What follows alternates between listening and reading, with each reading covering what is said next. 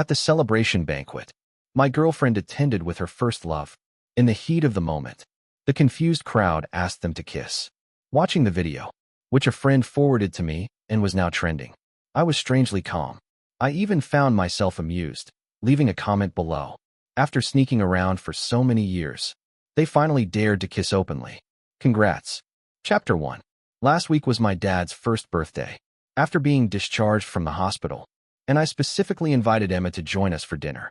But who would have thought? We waited until the food went cold, and she never showed up. It wasn't until I checked Lucas' WeChat moments that I realized Emma had rushed to the hospital to take care of him.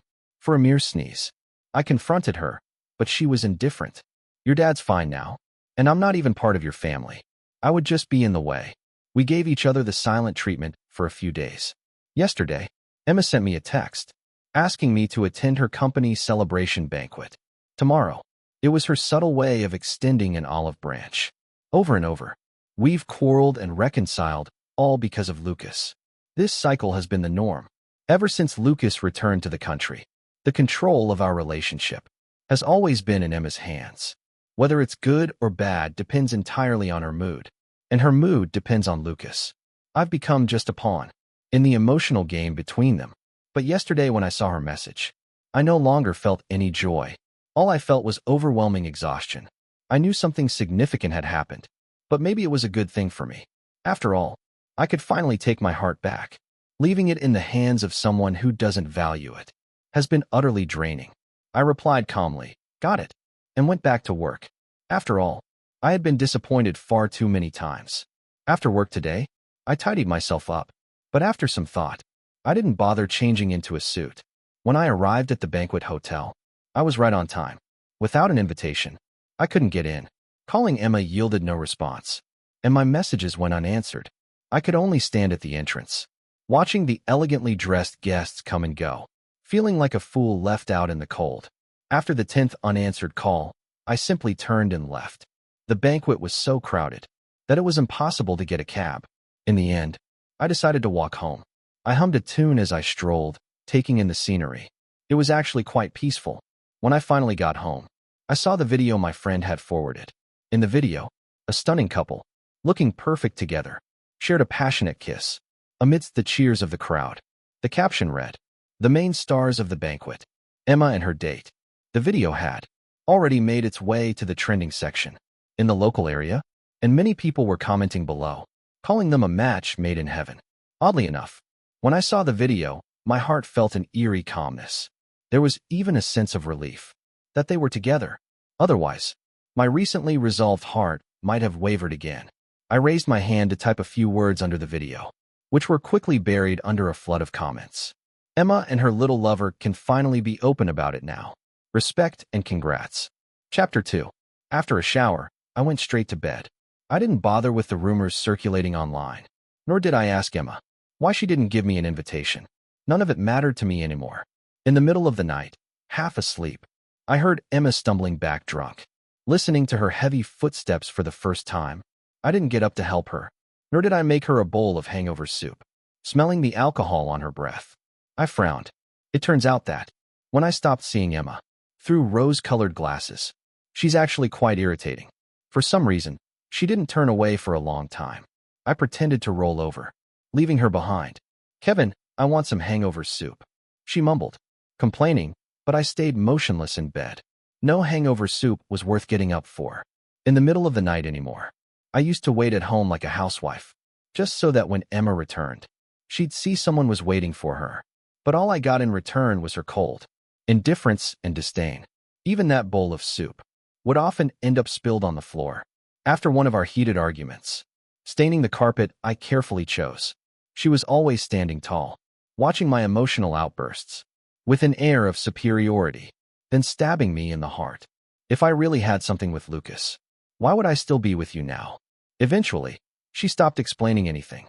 She would just watch me unravel like a madman, falling apart and piecing myself back together. Then she'd step all over me again, just when I'd found some balance. I got used to it. Looking back now, a grown man behaving like I did was pretty pathetic. Even just thinking about it is embarrassing. Seeing I wasn't responding, she pushed me again. I continued pretending to sleep, not moving a muscle. Finally, she gave up. She clattered about the house, removing her makeup and showering noisily. By the time I woke up again, it was already 10 in the morning. Surprisingly, Emma was still asleep, her face buried in the covers.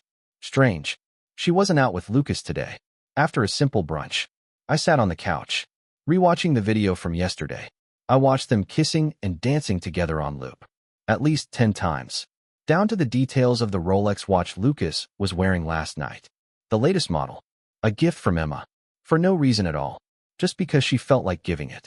So different from the Emma, who had always been so stingy.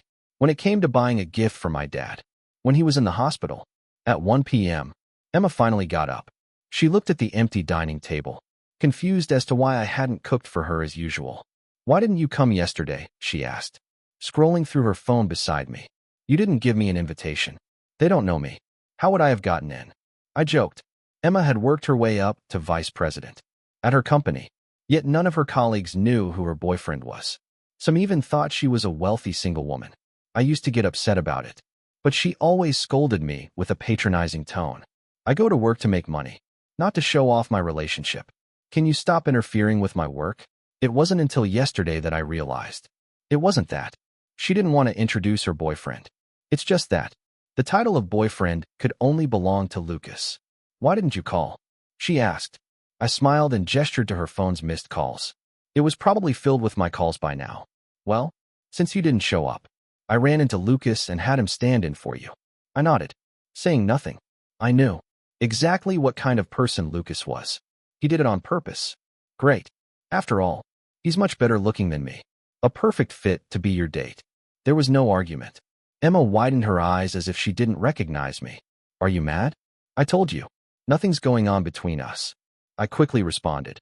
"If you two could be together, you would have already been, and I'd be out of the picture." I interrupted her. "I'm going to work overtime today, so I won't be home for dinner." When I returned from overtime, the house was already empty. Chapter 3. Sure enough, Emma had started another round of silent treatment. Honestly, the Cold War is pretty pointless. I used to rack my brains for all kinds of little surprises, to make peace with Emma, killing off all my brain cells in the process. Now I actually feel an unprecedented sense of relief. I don't have to wait up for Emma to come home at night, nor worry if she's out getting drunk in the mornings. I no longer have to take a detour around 3 streets just to drop her off at work, leaving the house half an hour early. I don't even have to keep an eye on my phone during work, waiting to see if Emma would text me back, or worrying about whether she's with Lucas. None of it is my concern anymore. Bringing my focus back to myself, I now have more time to do my own things. I can unapologetically play games with my buddies, or grab a late-night snack with colleagues at a barbecue joint. Even when I work overtime, I feel more energized. Watching colleagues who joined after me rise to leadership roles, I feel ashamed of how little I've achieved. I've been coasting along ever since Emma said, "As long as one of us can earn money, that's enough." I gave up on my career without hesitation. Every day, I'd come home early, just so Emma could have a hot meal waiting for her, even though she barely ate at home, due to her social commitments. I kept at it for years, day in and day out. I guess I've always been blinded by love. Now that I've broken free of this toxic cycle, I realize how wrong I was. Maybe there's no such thing as first come, first served in love, but the person who's not loved definitely loses. Emma never even bothered to visit my dad when he was sick, yet she was willing to make ginger soup for Lucas when he sneezed. I ruined my own career for this woman, and now I've got nothing to show for it. Even my once proud relationship has become a laughing stock to others. I guess I should be thankful to the person who filmed that video. If it hadn't been for that video, I wouldn't have seen things clearly and made up my mind. Who knows how much longer I would have been stuck in this emotional whirlpool, unable to escape. The ambition of the younger generation has rubbed off on me. It's time I take the second step in my life. The first step was throwing away my dignity for Emma. The second will be reclaiming it. Piece by piece, I'm starting to take my job more seriously, even staying late to work overtime voluntarily. I've been preparing for all kinds of exams and evaluations, pushing myself to new limits. In this era of slackers, I quickly stood out. My colleagues constantly joke that I've become a workaholic. For some reason, their banter is a lot more fun than Emma's arguments ever were. These past few days, Emma's still giving me the cold shoulder, and she's barely been home. That's fine by me.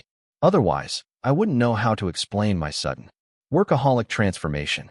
To her, in her world, she's always the most important. When the Cold War ends, I'm sure I'll have to go back to being the servant, catering to the spoiled princess. God, let this Cold War drag on a bit longer. At least for now, I'm living the freedom I haven't felt in ages. Chapter 4. During a break in the meeting, I stepped out with a colleague for a cigarette. Emma, unusually, sent me a message only to quickly retract it. I knew this was one of Emma's little tricks, pretending to send the wrong message, and then withdrawing it. It was meant to grab my attention. Unfortunately for her, that tactic only worked when we were still flirting. Back then, I would have gotten jealous, thinking she was deliberately trying to catch my eye. But now I just figured Emma had really sent it. By mistake, I deleted the conversation, erasing years of memories along with it. After work, I got a call from Emma. "I'll pick you up after work." She didn't ask, she commanded, leaving no room for refusal. I guess she knew my car was restricted today, and that I hadn't driven. But my first reaction was to resist. No need. I'll just take the subway. It's more eco-friendly. My refusal earned a sarcastic laugh from Emma. She said she'd be waiting downstairs, then hung up. With no other choice, I slung my bag over my shoulder and waited downstairs for her. An hour passed, and still no sign of Emma. Then the phone rang. It was her. "You haven't come down yet." I explained that I'd been standing at the entrance the whole time, but she said she'd been waiting for me for a while. Her silence on the other end told me she was on the verge of getting angry. "Aren't you at Panda Tower?" A smirk crossed my face. Panda Tower is Lucas' company, not mine. Huh. I knew I shouldn't have placed any faith in Emma. It was just further proof of my position in her heart. "I'll take the subway. Don't bother coming here." I hung up before she could say anything else. It was the first time I'd ever hung up on her, and it felt great. By the time I got home, Emma was already sitting on the couch waiting for me. A rare sight indeed, considering she always had a million excuses not to come home. Dinner with coworkers today, camping with friends tomorrow, and somehow, Lucas' shadow always seemed to be there. In the background. "Kevin, you're back. I didn't mean it today. I was trying to surprise you, but I messed it up." "I know you didn't mean it. In fact, it's because she didn't care. I get it now. You're not mad, right?" She studied my expression, trying to gauge my mood. I shook my head and just grabbed enough ingredients from the fridge to make a meal for one. It had been a while since I cooked, and my skills were rusty. Seeing me prepare food only for myself confirmed in her mind that I was upset. "You're not even cooking for me anymore? If you're not mad, then what? Why are you always like this?" "I've already apologized. Isn't that enough?" See, this is classic Emma.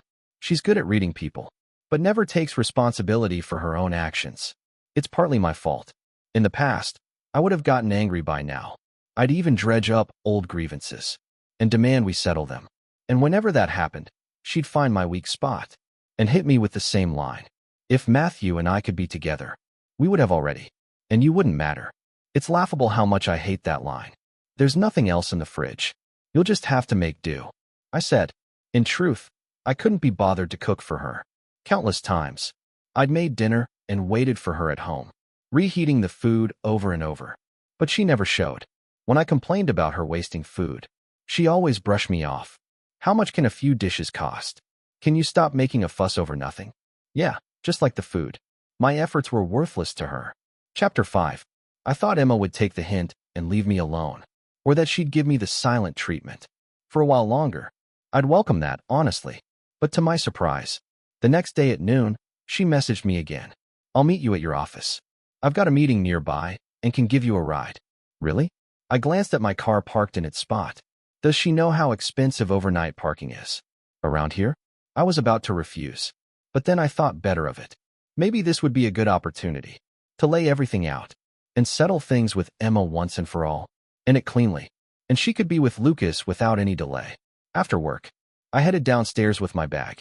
This time, Emma didn't go to the wrong place, but she brought along an unwelcome guest, Lucas. To be honest, it had been a long time since we'd met in such a formal setting. Usually, it was when Lucas dropped Emma off at home. Lucas took his place in the passenger seat, and Emma honked the horn from the driver's seat, as if she were asking why I wasn't getting in the car yet. I laughed in disbelief. then opened the back door and got in. Hey, with someone else driving, why not enjoy the ride? I heard that the passenger seat has the highest fatality rate. In accidents anyway. So no thanks. As my thoughts wandered, I remembered the first time I met Lucas. Our friends threw him a welcome party, and it just so happened to be at the same place, where we were having a team-building event. I'd had a few drinks, and after the event, I wanted to go home with Emma, but I saw the two of them drinking from the same glass.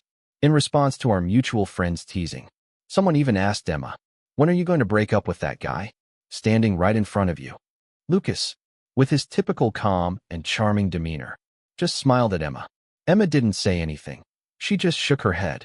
That was when I realized Lucas was the long-lost first love, buried deep in Emma's heart. And that's why I couldn't help but compare myself to Lucas. But now, I've long since stopped caring about that, comparing ourselves to others. What's the point? Emma, there's an art exhibition this weekend. Why don't you come with me? Lucas' voice broke the awkward silence in the car. For some reason, Emma didn't immediately agree. She glanced at me through the rearview mirror, watching my reaction. Kevin wouldn't be that petty, would he? Keeping you cooped up at home all weekend, like some kind of housewife. Lucas' mocking tone came through. He never thought much of me. I shrugged. Do whatever you want. I've got overtime this weekend anyway. Go enjoy yourselves. Just try not to let another video go viral this time. It's not a good look, I said pointedly, earning a confused look from Emma. A video? What video? Her confusion seemed genuine, but I didn't care to explain. Why bother causing more trouble for myself?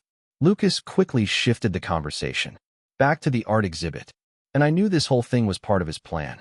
But as long as Emma doesn't officially break up with me, Lucas has to stay on the sidelines.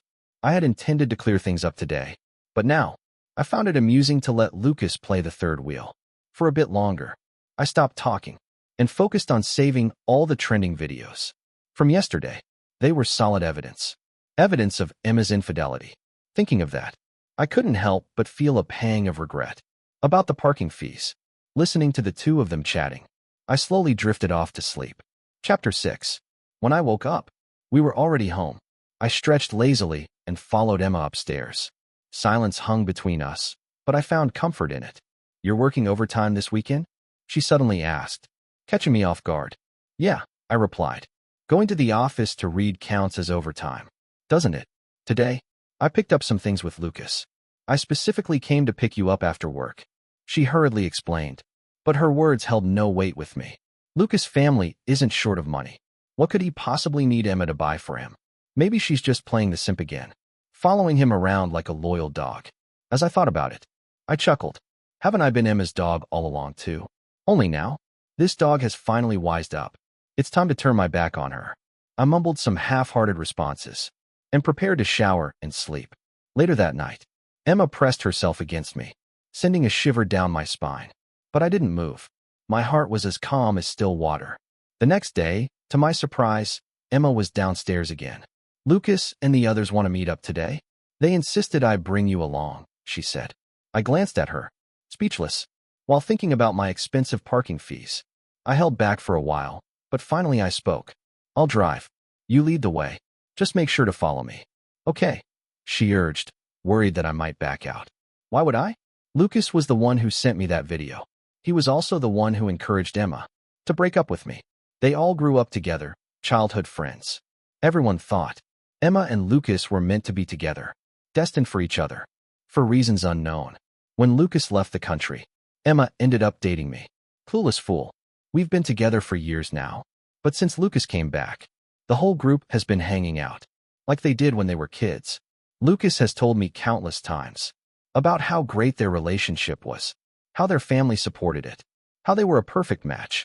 Whenever I heard that, I would go crazy, running to question Emma, only to get the same response. If we could be together, we would have already. What's it got to do with you? It was a vicious cycle, reopening my healing wounds, watching them slowly fester. But luckily, I'm like a cockroach, hard to kill. I cut out the rotten scars, and for the wounds that wouldn't heal, I stitched them up myself. I'm moving on.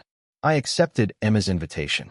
After all, I was curious to see what kind of drama this banquet would bring. We stood at Lucas's door. Before I could even ring the doorbell, the door opened. Streams of confetti rained down, and Lucas stepped forward holding a bouquet of roses, handing them to Emma. Emma, today marks the 15th anniversary of us knowing each other. When you confessed to me back then, I didn't respond, because I wanted to give you a better life, so you'd never have to worry, so you wouldn't have to work so hard. Now I have the means to make you happy. I think it's time to give you my answer. I want to be with you.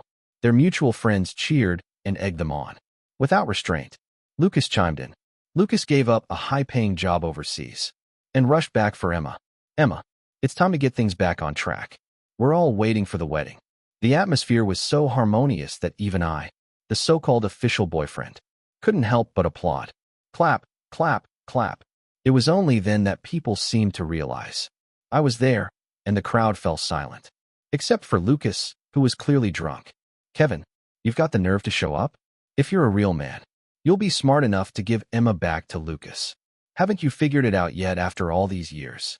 Sure, my tone was light and playful. Lucas, congratulations on getting what you've always wanted. The third wheel is finally getting promoted. To the main act. Chapter 7. Emma turned to me in disbelief, as if she didn't recognize me. I shrugged. Did I say something wrong? Kevin, you can't talk about Emma like that, Lucas snapped.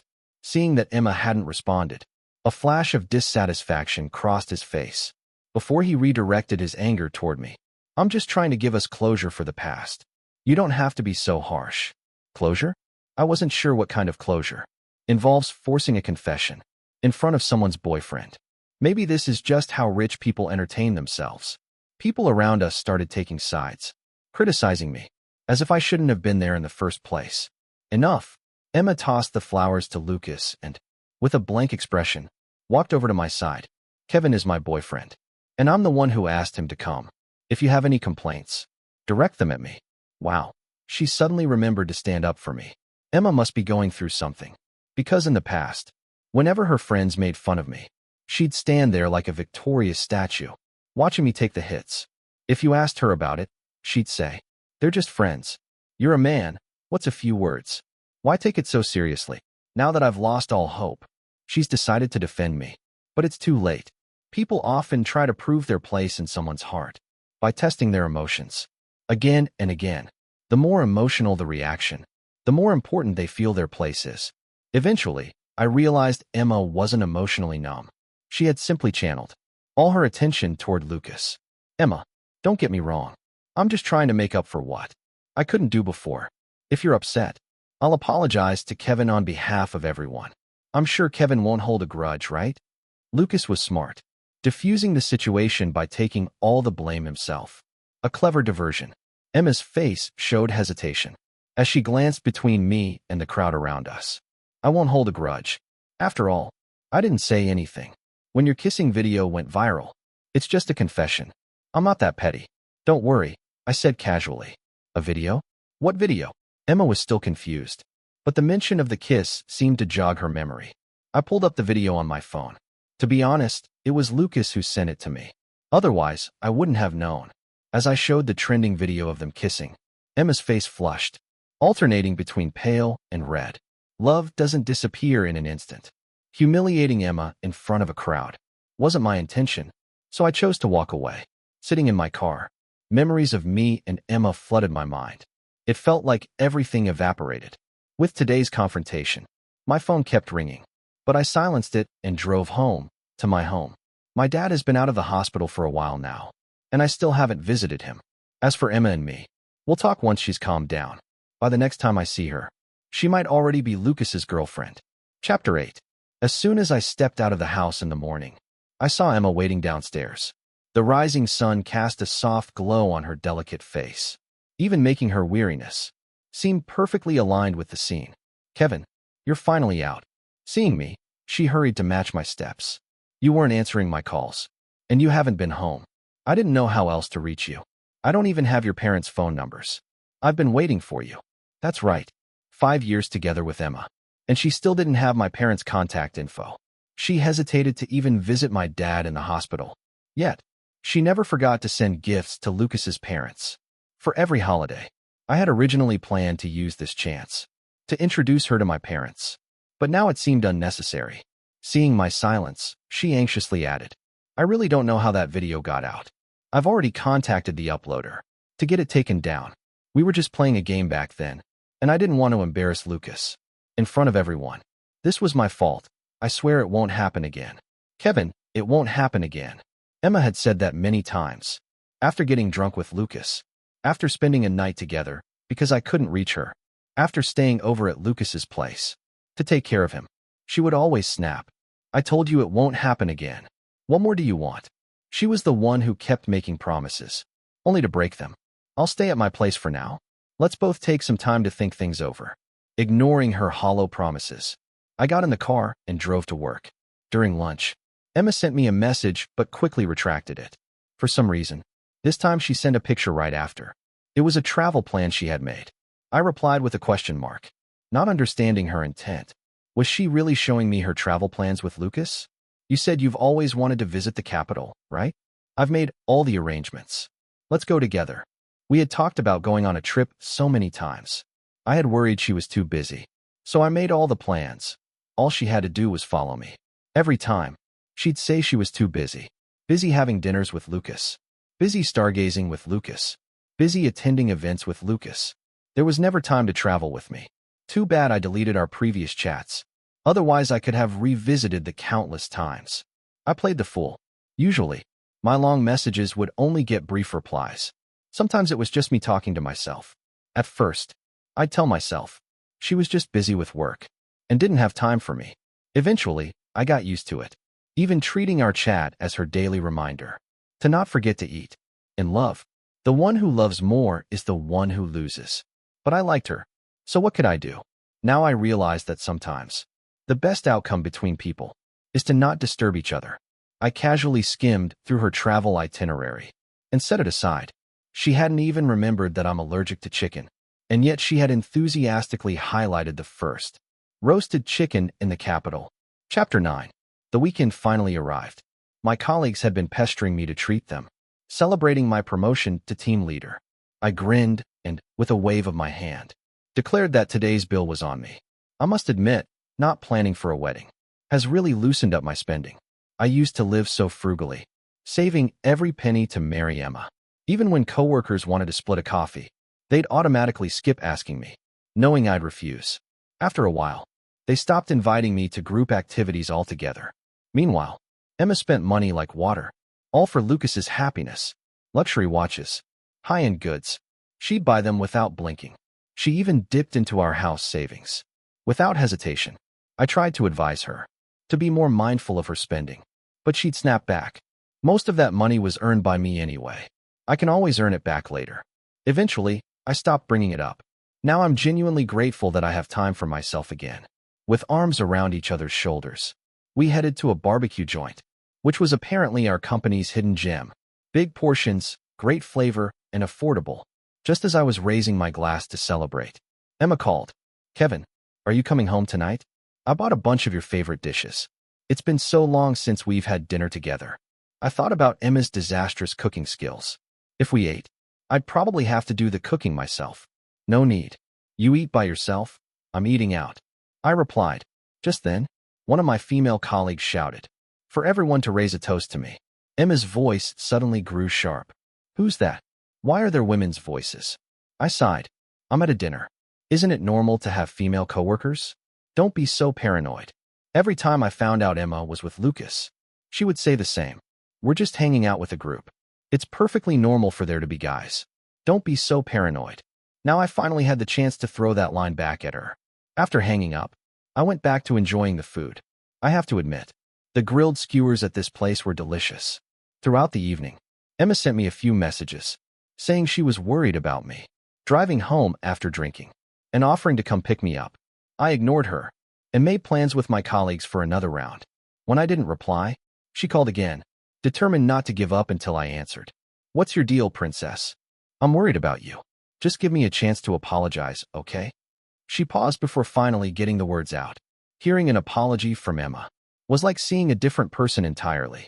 She always prided herself on being a strong, independent woman, someone who bled sweat, but never cried. She never admitted her mistakes or apologized. When I loved her, that was her filter of strength. When I no longer loved her, it just seemed crazy. I sent her my location, but purposely didn't mention when we'd be done. By the time we stumbled out drunk and unsteady, Emma was already waiting at the door. "How did you drink this much?" She tried to help me into her car, but I waved her off, staggering toward my own. Even drunk, I didn't forget how expensive the parking fees here were. Emma bit her lip, but eventually followed me. "I want to go home," I mumbled from the passenger seat, watching as Emma drove us back. "This isn't my home.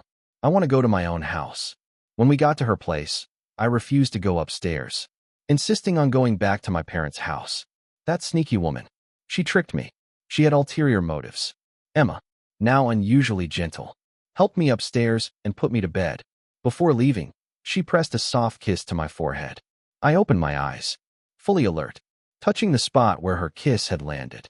I felt an eerie sense of calm wash over me. Chapter 10. To avoid running into Emma, I got up before dawn. I didn't expect to find her sleeping. On the couch, I tiptoed over and gently covered her with a blanket. But it woke her up. "Kevin, you're awake? I'll make you some hangover soup," she mumbled sleepily, her voice soft, lacking the authority she always carried at work. "No need. Just go back to bed and rest," I said, then hurried out the door. Surprisingly, Emma didn't go to the art exhibition with Lucas. Instead, she brought me a lunchbox and left it at the office front desk, afraid I'd refuse to see her. From that point on, Emma seemed like a completely different person. She stopped hanging out with Lucas and their group, and even turned down invitations from Lucas. Every day, she delivered lunch to me, reminding me to eat well, even when I went out with colleagues. She would show up at the restaurant to pick me up afterward. I had no idea what her game was, but with a new project keeping me busy, I let her be. So Emma started hurrying home every day to cook for me.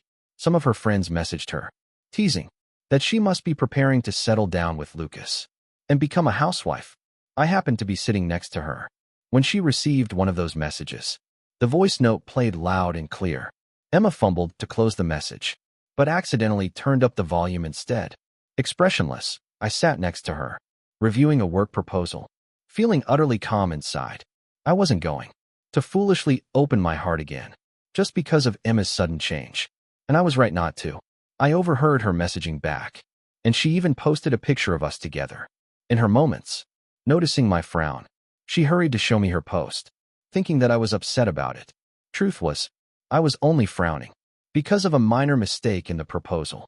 She showed me the picture she had posted in her moments. It was from our 5-year anniversary, taken at a studio, where I dragged her to get some photos. That day, she had been unusually cheerful, constantly smiling.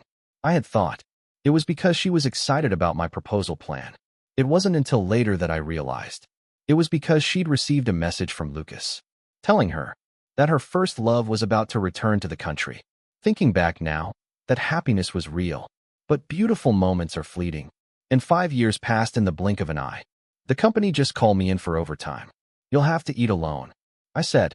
I needed to head back and fix this proposal, which could be my stepping stone to a promotion. Ignoring Emma's hesitant look at the soup she had painstakingly made, I left the house. She didn't need me as a dinner guest anyway. Who would have thought that after finishing my overtime, I'd find Emma waiting for me outside my office again? I rubbed my eyes, thinking I was seeing things. I had expected her to throw a fit after how I had brushed her off, and a cold war to inevitably follow. But there she was, waiting to pick me up from work, her face flushed from the cold wind. At that moment, I finally made a decision. Even though I didn't love her anymore, I remembered Emma had been a bright, confident girl full of sunshine. For my own sake, I didn't want to see her reduced to this pitiful state. Besides, I knew there was no going back for us. "Let's talk," I said, walking toward her, and watching as her expression shifted from surprise to fear. Without a word, she got in her car and drove away.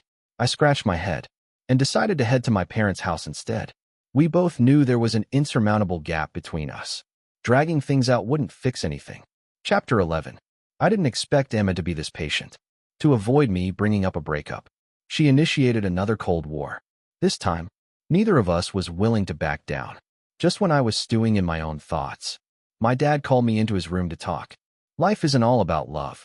Sometimes, letting go now might be the best way to meet again, under better circumstances. Right now, you're both too stubborn, and it's only hurting you. When my parents first learned I was with Emma, they were happy for me. They had heard me mention her name many times. and they were delighted at the prospect of us getting married. They'd even urged us to tie the knot, but I kept brushing them off. I took on all the pressure myself, just to spare Emma from worrying about such things. I didn't want her to be burdened by these trivial matters. Who would have thought I'd never get the chance to say these things? Just as I stepped out of the room, I heard a knock at the door. Kevin. Emma walked in, full of energy, carrying health supplements, and greeted my parents with a bright smile. Uncle, Auntie, it's been so long.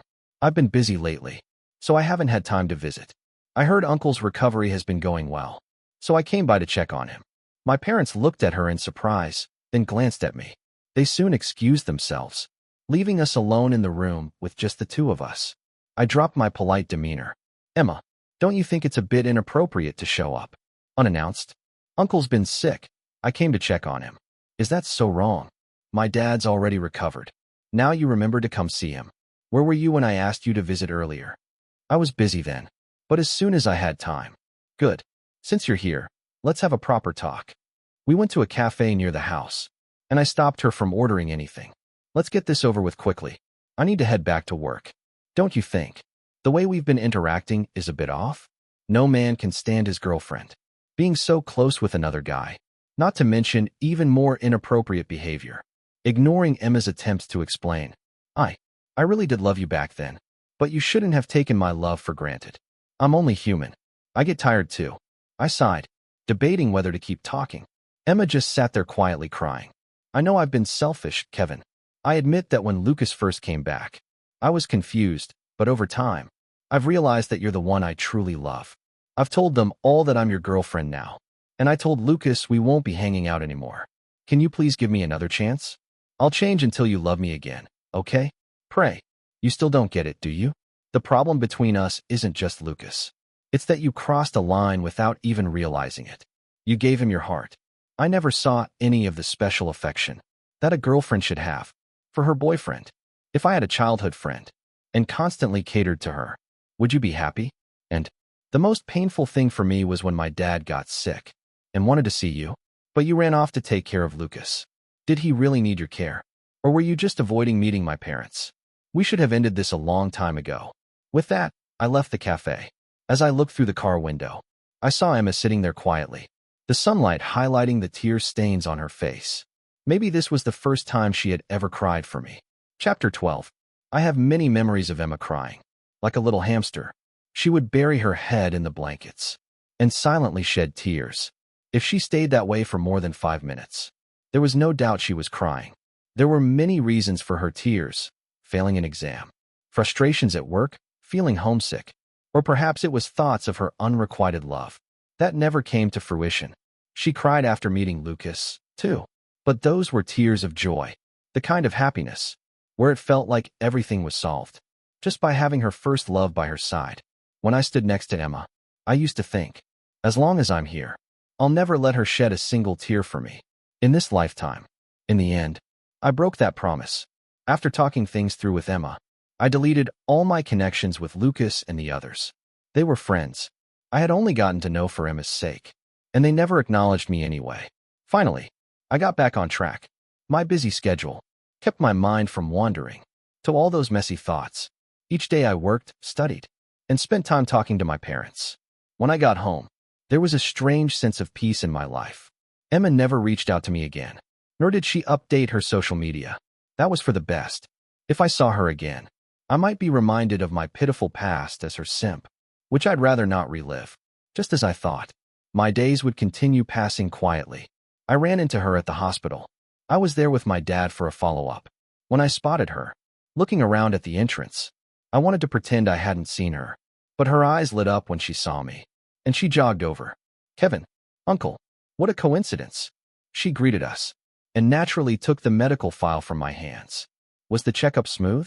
Uncle, you're recovering well, right? She affectionately linked her arm through my dad's, and kept glancing back at me. Kevin, why are you just standing there? Come on, catch up. I was at a loss, watching as she led my dad to the car and headed home. The whole way, she had my dad laughing nonstop. I couldn't even figure out how to cut into their conversation. When we got home, my dad asked me to see Emma off properly. Seeing her proud, triumphant smile, I fell silent once again. Emma, you don't have to do this, really. You don't need to waste your time taking care of my parents. Besides, there's no future for us. Why are you putting yourself through this? The Emma I remembered always held her head high, never bowing to the world. Even when life was full of ups and downs, she was always full of hope. Even though we've broken up, I don't want her to change who she is. It's not worth it. People should live for their own brilliance, not give up their identity. That's the lesson I've learned. I just feel a bit guilty about Uncle and Andy. I never properly visited them while we were together. Can't you give me this chance? I just want to make up for lost time. Is that so wrong? You know my answer. I don't want to be harsh. Hearing my mom call out for Emma to stay for dinner, I steeled myself, ignoring Emma's hopeful gaze. As I closed the door behind her, it was better for both of us to end this sooner. Besides, I really didn't want to drag this out any longer. Chapter 13. Recently, the company offered me an assignment abroad. If I do well, I could potentially get promoted by 3 levels. I had been hesitant.